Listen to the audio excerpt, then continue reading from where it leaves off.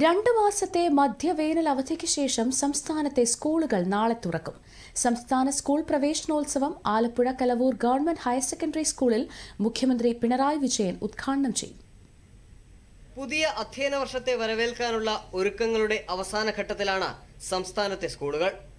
മഴ മൂലം പ്രവേശനോത്സവം നീട്ടിവച്ചേക്കുമെന്ന ആശങ്കയുണ്ടായിരുന്നെങ്കിലും മഴയ്ക്ക് നേരിയ ശമനമുണ്ടായതോടെ നാളെ തന്നെ പ്രവേശനോത്സവം നടത്താനാണ് വിദ്യാഭ്യാസ വകുപ്പിന്റെ തീരുമാനം.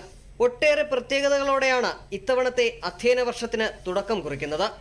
സ്കൂൾ തുറന്ന് ആദ്യത്തെ 2 ആഴ്ചയും പാഠപുസ്തക പഠനം ഉണ്ടാകില്ല എന്നതാണ് ഇതിലേറ്റവും ശ്രദ്ധേയം.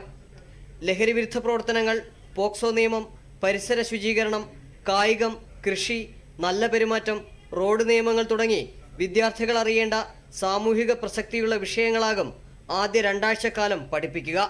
പുതുവർഷത്തിൽ സംസ്ഥാനത്തെ ഹൈസ്കൂൾ വിദ്യാർത്ഥികൾക്ക് ഇനി മുതൽ അരമണിക്കൂർ കൂടി ക്ലാസ്സിലിരുന്ന് പഠിക്കേണ്ടി വരും.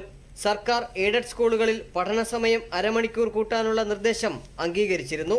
ഇതോടെ 198 അധ്യയന ദിവസങ്ങളും തുടർച്ചയായ 5ാമത്തെ പ്രവൃത്തി ദിവസമല്ലാത്ത 7 ശനിയാഴ്ചകളും കൂട്ടിച്ചേർത്ത് 205 അധ്യയന ദിവസങ്ങൾ ഹൈസ്കൂൾ വിദ്യാർത്ഥികൾക്ക് ഇനി മുതൽ ലഭിക്കും. 5ാം ക്ലാസ് മുതൽ സാമ്പത്തിക സാക്ഷരത സംബന്ധിച്ച വ്യത്യസ്ത പാഠപുസ്തകങ്ങളിൽ ഉൾക്കൊള്ളിച്ചിട്ടുണ്ട്. ഈ അധ്യയന വർഷം സ്കൂളുകളിൽ പാഠ്യാനുബന്ധ പ്രവർത്തനങ്ങൾക്ക് ഊന്നൽ നൽകാനും വിദ്യാഭ്യാസ വകുപ്പ് തീരുമാനിച്ചിട്ടുണ്ട്. സ്കൂളുകളിൽ അധ്യാപകരുടെ നേതൃത്വത്തിൽ മൊബൈൽ ഫോൺ ഉപയോഗം നിയന്ത്രിക്കും. അധ്യാപകരുടെ സാന്നിധ്യത്തിൽ കുട്ടികളുടെ ബാഗ് പരിശോധിക്കാനും വിദ്യാഭ്യാസ വകുപ്പ് നിർദ്ദേശം നൽകിയിട്ടുണ്ട്. വിദ്യാർത്ഥികളുടെ മാനസിക, ശാരീരിക, സാമൂഹികാരോഗ്യം പരിപോഷിപ്പിക്കുന്നതിന് കൂടെയുണ്ട് കരുത്തേകാൻ എന്ന പദ്ധതിയും ഈ അധ്യയന വർഷം നടപ്പാക്കും.